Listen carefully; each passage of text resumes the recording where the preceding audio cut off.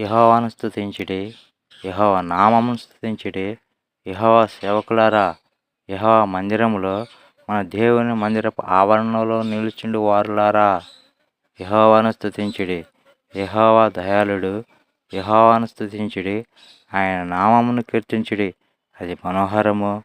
యెహోవా తన కొరకు యాకోబును ఏర్పరచుకొనెను, తనకు స్వకీయముగా ఇశ్రాయేలును ఏర్పరచుకొనెను.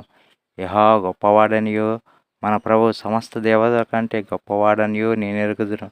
ఆకాశమందు, భూమి అందును, సముద్రములందును, మహాసముద్రములన్నిటి యందును ఆయన తనకిష్టమైనది జరిగించును.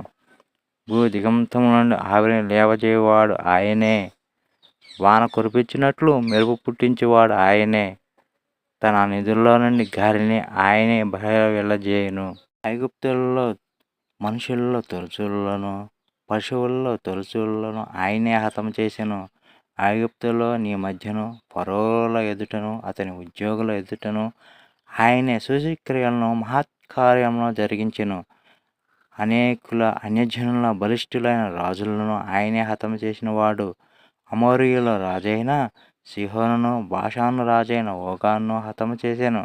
కానాను రాజ్యములన్నిటినీ పాడు చేసెను. ఆయన వారి దేశముల స్వాస్థ్యముగాను, ఇశ్రాయేలైన తన ప్రజలకు స్వాస్థ్యముగాను అప్పగించెను. యెహోవా, నీ నామము నిత్యము నిలుచును.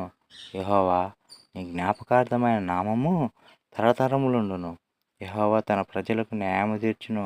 తన సేవకులను బట్టి ఆయన సంతాపమునందును. అన్యజనుల విగ్రహములు వెండి బంగారువి, అవి మనుషుల చేతి పనులే.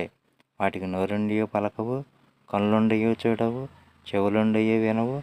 వాటి నోళ్లలో ఊపిరి లెస్సలేదు. వాటిని చేయువారందరూ వాటి యందు నమ్మిక ఉంచుదురు.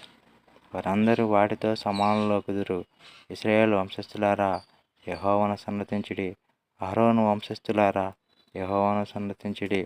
లేవి వంశస్థులారా, యెహోవాను సన్నతించుడి.